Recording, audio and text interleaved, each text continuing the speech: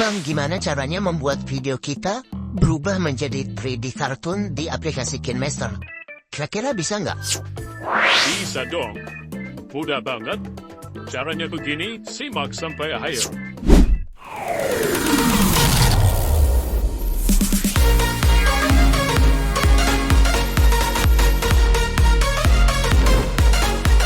Oke, pertama-tama kalian siapkan video yang akan kalian ubah atau berikan efek. Nanti setelah kalian masukkan kepada aplikasi KineMaster, kalian klik saja pada video tersebut, maka nanti akan muncul di bagian kanan. Kemudian kalian scroll dan cari tulisan AI Style. Jika kalian sudah mengkliknya, kalian pilih yang 3D Cartoon.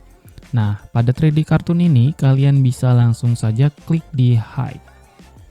Nah, di sini nanti akan muncul proses untuk merubah menjadi 3D Cartoon, dan proses itu tergantung dari panjang video kalian dan device kalian ya.